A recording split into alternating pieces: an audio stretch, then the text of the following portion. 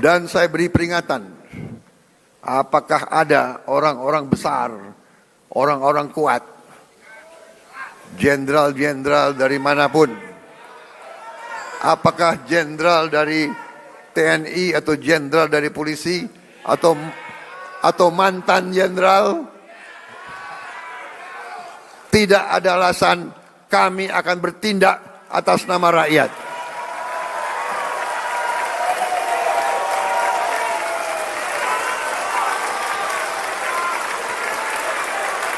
Dan sebagai sesama pimpinan partai, saya ingatkan anggota-anggota semua partai, termasuk partai saya Gerindra, cepat-cepat kalau ada terlibat, Anda jadi justice collaborator. Anda laporan aja, karena walaupun kau Gerindra, tidak akan saya lindungi, saudara-saudara sekalian. Kalau ada yang berani, ya, saya telah perintahkan Panglima TNI dan Kapolri, kalau Anda mau ke provinsi ini, pakai pasukan dari provinsi lain. Jangan-jangan ada anak buahmu di kebun-kebun itu. Saudara-saudara wakil rakyat, saudara tahu keadaan yang sebenarnya. Benar?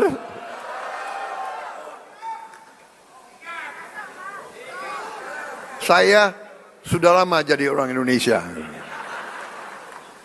Segala ulah, apalagi saya ini senior mantan tentara. Jadi junior-junior itu jangan macam-macam ya. Aku tahu.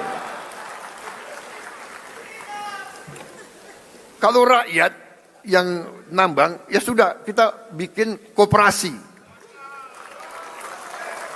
Kita legalkan. Kita atur, kita legalkan, ya. Tapi jangan alasan rakyat tahu-tahu nyelundup. Nyelundup ratusan triliun nyelundup. Saudara-saudara sekalian, harus hitung waktu ini. Dengan kondisi geopolitik yang semakin tidak menentu, Indonesia harus punya pertahanan yang kuat untuk menjaga kekayaan kita.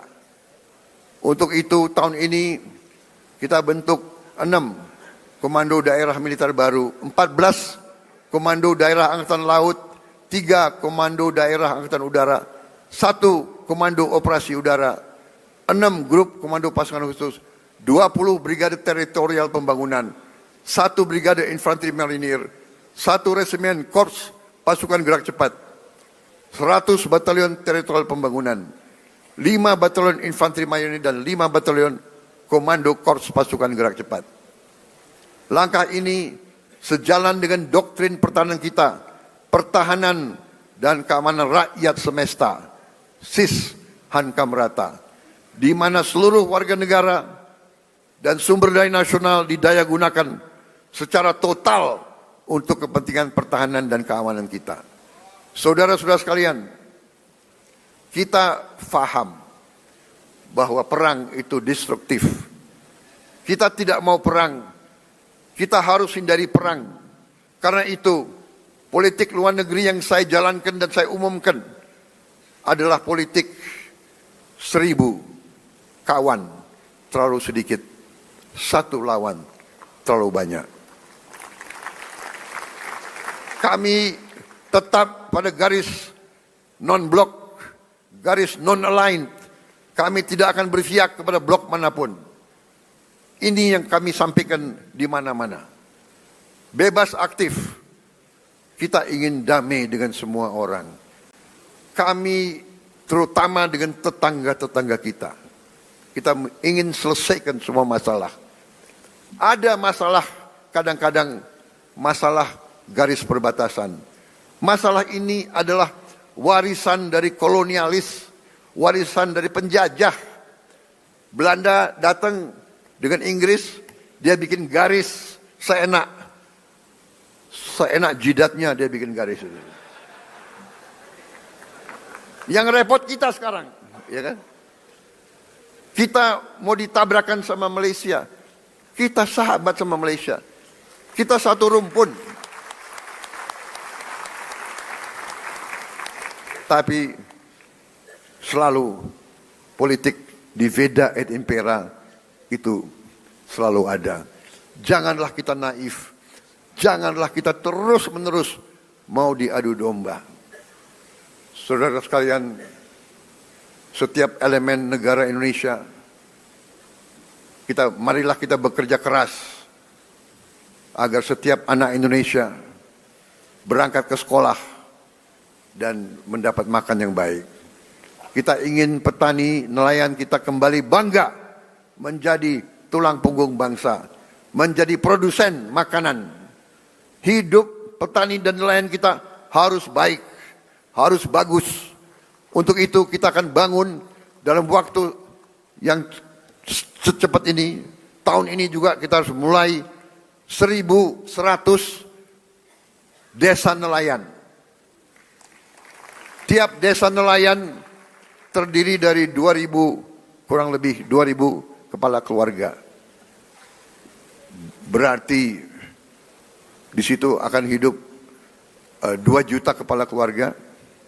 Kalau satu kepala keluarga terdiri dari bapak, ibu, dan 3 anak, berarti 5 juta.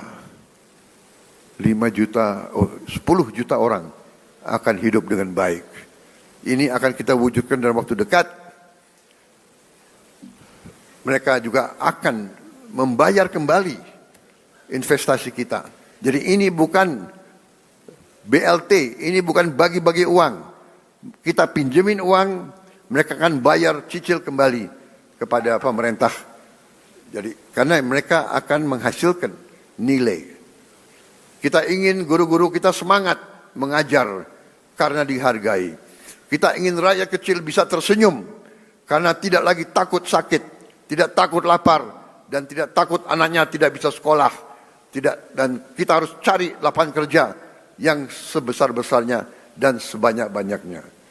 Tujuan kita, tujuan kemerdekaan adalah yen wong cilik iso gemuyu. Saudara-saudara sekalian, untuk itu saya memberi apresiasi kepada lembaga-lembaga negara atas kinerja mereka dalam menjalankan roda negara. MPR RI melalui visi besar Rumah Kebangsaan, pengawal ideologi Pancasila dan kedaulatan rakyat, secara konsisten terus-menerus sosialisasikan Pancasila, Undang-Undang Dasar 1945, NKRI, dan Bhinneka Tunggal Ika. MPR konsisten turun ke rakyat, jelaskan 4 pilar kehidupan berbangsa dan bernegara. Ini sangat penting karena pemahaman Undang-Undang Dasar 1945 bisa menyelamatkan ekonomi kita, bisa menyelamatkan demokrasi kita.